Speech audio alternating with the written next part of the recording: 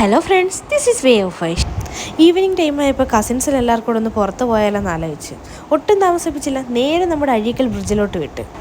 അവിടെ ചെന്നപ്പോഴായിരുന്നു ചെറിയ പിന്നെ മഴയുടെ അന്തരീക്ഷവും കാര്യങ്ങളും ഒക്കെ വന്നപ്പോൾ ബീച്ചിൽ ഇങ്ങനെ കയറി കിടക്കുമായിരുന്നു തീരെ. അങ്ങനെ ഇറങ്ങാൻ പറ്റത്തില്ലെന്ന് പറഞ്ഞ് പിന്നെ അവിടെ നിന്ന് കുറച്ച് നേരം ഫോട്ടോസും വീഡിയോസും ഒക്കെ എടുത്ത് വന്നപ്പോഴത്തേക്കും അത്യാവശ്യം നേരെ ഇരുട്ടിയായിരുന്നു. പിന്നെ എന്തായാലും ഇവിടം വരെ വന്ന വേസ്റ്റ് ആക്കേണ്ടതെന്ന് കരുതി നേരെ ബജ്ജി കഴിക്കാനായിട്ട് ഇത്. അവിടെ ചെന്നപ്പോഴോ ഒടുക്കത്തെ തിരക്ക്.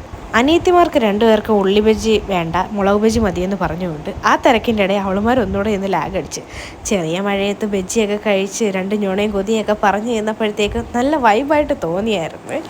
അങ്ങനെ ആസ്വദിച്ച് ബജ്ജിയൊക്കെ കഴിച്ച് അവിടുന്ന് പിന്നെ പുഴയുടെ അവിടോട്ട് നടന്നു ചെന്നപ്പോഴത്തേക്ക് നമ്മുടെ കടലയും വെജിറ്റബിൾസൊക്കെ അരിഞ്ഞിടുന്ന സംഭവം കഴിച്ച്. എന്തായാലും ബീച്ച് വരെ വന്നതല്ലേ, ബീച്ചിൽ വന്ന ഐസ്ക്രീം മസ്റ്റാണല്ലോ, അപ്പോൾ പിന്നെ ഐസ്ക്രീം കൂടെ കഴിച്ചേക്കാമെന്ന് കരുതി അങ്ങനെ എല്ലാവരും ചോക്കോബാറൊക്കെ കഴിച്ച് അവിടെ നിന്നും കുറച്ച് നേരം അത്യാവശ്യം ബീച്ചിലിറങ്ങാൻ പറ്റത്തില്ലല്ലോ എന്നുള്ള വിഷമങ്ങളും കാര്യങ്ങളും ഒക്കെ പങ്കുവെച്ച് അവിടുന്ന് ദൂരോട്ട് നോക്കിയപ്പോഴാണ് മനസ്സിലായ ആരൊക്കെയോ ഇറങ്ങുന്നുണ്ട്.